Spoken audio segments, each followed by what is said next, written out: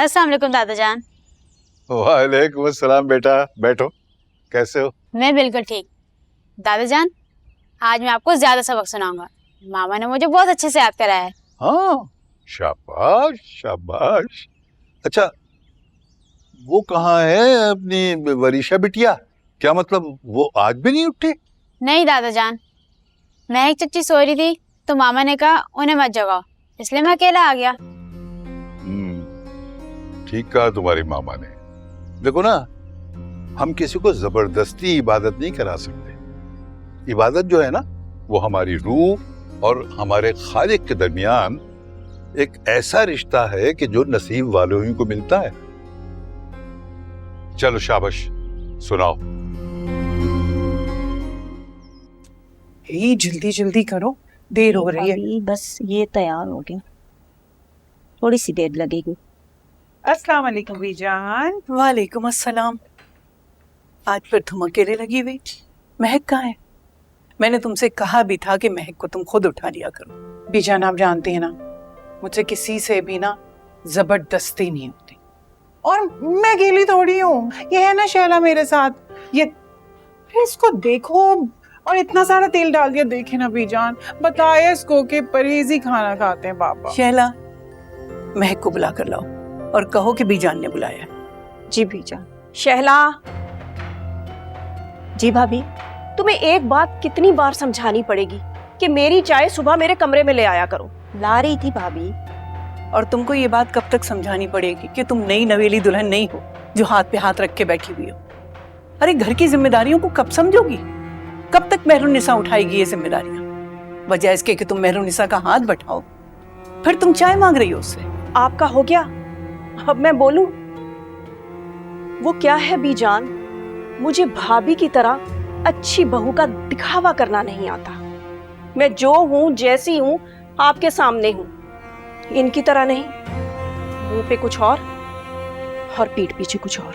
कौन कैसा है मैं अच्छी तरह जानती हूँ, और इस घर के बड़े होने के नाते मेरी जिम्मेदारी है कि जो सही है उसको सराहूं और जो गलत है उसको सुधारूं।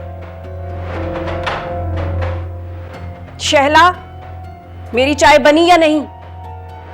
बन गई है भाभी। आज वरीशा कायदा पढ़ने क्यों नहीं हुई? ना तुम खुद इबादत करती हो और ना वरीशा को कुछ सिखा रही हो। वहाज भी तो है, उम्र में सिर्फ 2-4 साल बड़ा होगा। क्या मजाल जो एक दिन का भी नागा कर ले। वो कौन सी मनहूस घड़ी थी जो मैं इस घर में आई। यहाँ तो जब देखो या तो भाभी जी की शान में कसीदे पड़े जा रहे होते हैं या अपने लाडले वहाज के।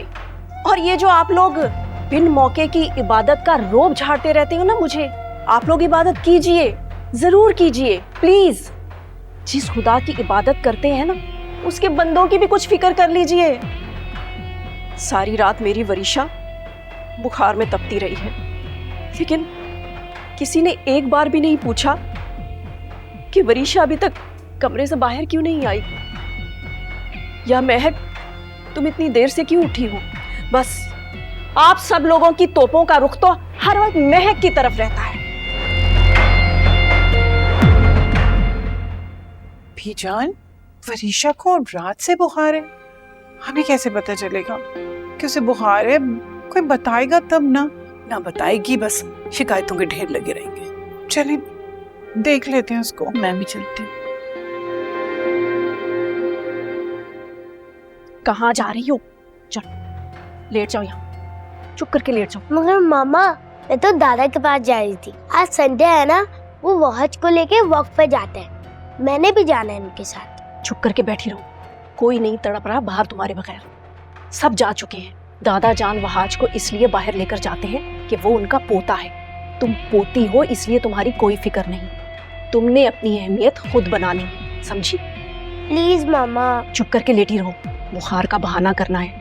मैं जो भी कहूँ ना, सिर्फ सर हिलाती रहना बस। चलो। अरे क्या हो गया मेरी बच्ची को? है कैसी तबीयत है मेरा बच्चा? हाँ, गरम तो नहीं लग रही वरीशा? बच्चा ऐसी तबीयत है, हार तो भी नहीं लग रहा मुझे। कहाँ है रजा? तुम लोगों को बच्ची को हॉस्पिटल ले जाना चाहिए, डॉक्टर्स को दिखाओ कि क्या मसला है। पता नहीं क्यों उसको इतना तेज बुखार चढ़ा है, लेकिन अभी बिल्कुल ठीक लग रही है मुझे। रजा को तो मालूम ही नहीं है, उनके सर पर तो बाबा जान और भाईजान का भूत सवार रहता है। सारी रात इसे गोद में लेकर टहलती रही हूँ, लेकिन उनकी नींद खराब नहीं होने दी। लेकिन उन्हें देखो, सुबह ट्रैक सूट चढ़ाया और निकल लिए। इतना गैर जिम्मेदार कैसे हो सकता है रजा? चलो अब तो सब आते होंगे ना, वरीशा को तैयार कर दो और लेके जाओ डॉक्टर के पास। मैनुनिसा, बेटा किचन तुम देख लेना, तुम्हारे अब्बा भी आते ही होंगे। जी, मैं तुम लोगों का नाश्ता यहीं भेजती हूँ, ठीक है? मेरी बेटी क्या खाएगी? मुझे पता है, बॉइल्ड एग है ना? मेरी बेटी को बॉइल्ड एग पसंद है ना? मैं अभी लेके आती हूँ फटाफट। अच्छा, आप लोग सब यहाँ? ये वरीशा को क्या हुआ है? इस तरह क्यों लेटी हुई है? इतनी बेखबरी की नींद तुम कब से सोने लगे? बच्ची रात भर बुखार में तपती रही और महक बेचारी लेके उसको परेशान रही, और तुम सुबह उठे और चले गए। तो गलत बात है, तुम्हें एहसास ही नहीं, ना बच्ची की तकलीफ का, ना बीवी की परेशानी का। बीजान, मैं जब उठा हूँ तो महक सो रही थी और मैंने इसको जगाने की कोशिश भी की, मगर बेटा वरीशा, आप तो यहाँ अपनी गुड़िया के साथ बिल्कुल ठीक ठाक खेल रहे थे, तो फिर ये बुखार कैसे? तो आप क्या समझ रहे हैं कि मैं झूठ बोल रही हूँ? अरे ये तो बच्ची है, इसको क्या मालूम कि बुखार में आराम करना है। वो तो मैंने डांट कर इसे लिटाया। सारी रात जागती रही हूँ, इसलिए आपकी आवाज पर मेरी आंख नहीं खुली। अच्छा बस, अब बहस नहीं, नाश्ता करो और उसको डॉक्टर के पास लेके जाओ। गैर जिम्मेदारी की भी हद होती है।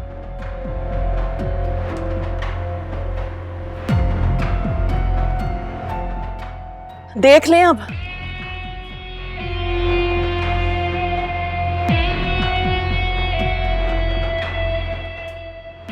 चलो जी, जान छूटी।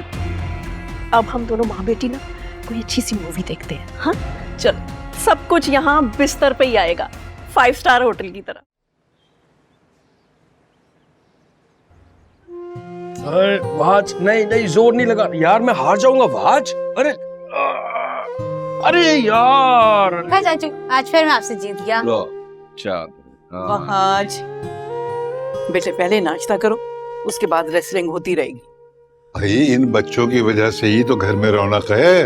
अब देखो ना, वरीशा इस वक्त नहीं है तो टेबल कितनी सुनसान सी लग रही है, वरना वो यहाँ होती तो शोर मचा रही होती कि दादा आप वहाज से ज्यादा प्यार करते हैं, मुझसे नहीं करते। और अगर कोई मुझसे पूछे ना तो मैं यही कहूंगा कि बाबा वरीशा से ज्यादा प्यार करते हैं। रजा, बेटा जल्दी से नाश्ता करो, वरीशा को लेके जाओ डॉक्टर के पास। हाँ बेटा, ध्यान रखा करो, बच्चों के मामले में कोताही बिल्कुल नहीं। जी बाबा, मैं बस जा रहा हूं।